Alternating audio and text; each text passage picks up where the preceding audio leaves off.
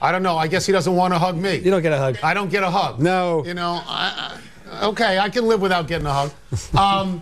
Here's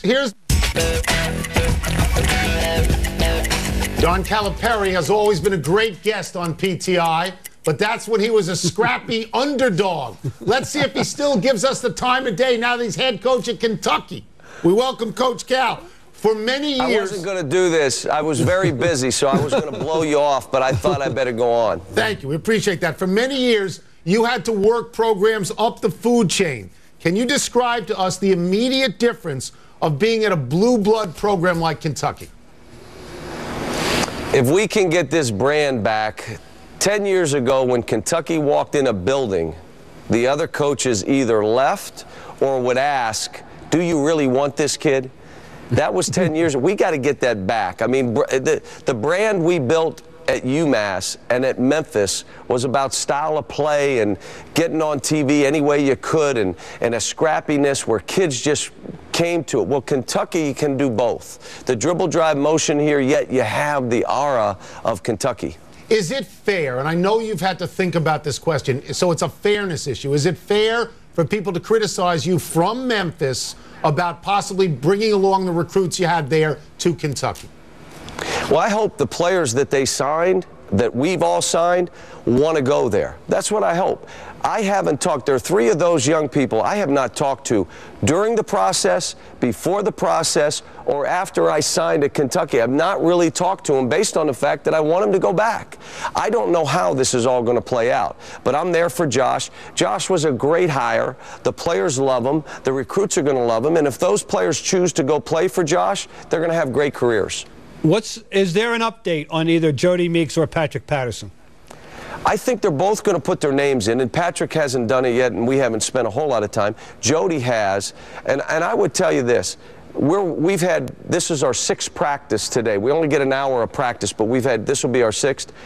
And what I see is I'd love them to come back and coach them. And Bob, you know how I am with this stuff. But I also want them to explore. And if they can do something that's right for them and their families, they got to go for it. If not, what's going to happen for them in how we play, Patrick's not going to be just standing under the goal. Now, if the game's on the line, he's going to be right there getting the ball. But I want him to play like he's a guard.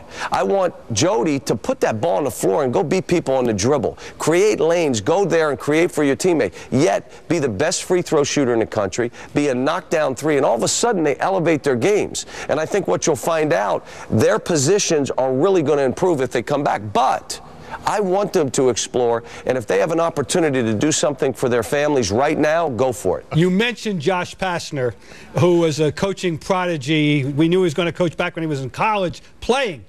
Is there any possibility he's a mini Cal who's going to out-recruit the master? This kid is so smart. I'm a Prop 48 coach, and Bob, you know that because you've been close to me, okay? I'm not very intelligent. He is really bright. His smile, I got this big nose. You see that nose? You look at him. You know the women that like me are like 70 and older. They love me. This kid, he has a great smile. He has a great way about him. He's an unbelievable worker. He's very intelligent. He's ready for the job, and I'll tell you, I hope those kids stay.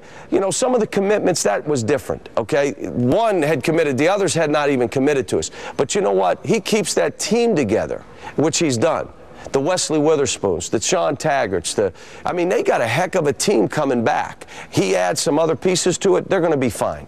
All right, we'll get you out of here on this. You mentioned that your constituency is usually 70-year-old women. Ashley Judd is not 70. Have you met Ashley Judd yet?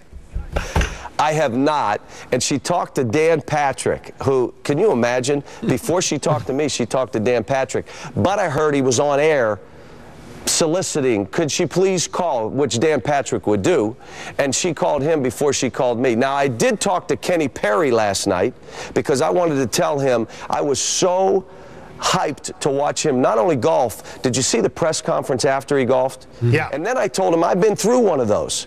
And I was through it when that 3 went through the rafters. Some of it's fate. The guy hit the tree, and it went in the fairway. It was supposed to go into the crowd. If it goes into the crowd, Kenny Perry is the champ. But it doesn't. Fate plays a part in this, guys. It plays a part. And you know what? He did everything to win, and I had a great conversation, and he pumped me up. I hope I him up. I hope I didn't make him feel bad. But you're going to see Kenny Perry sitting behind our bench. And we're going to watch a lot of games because it's not like you're not going to be on TV. Thank you for joining us, John. So long, John. Thanks, guys.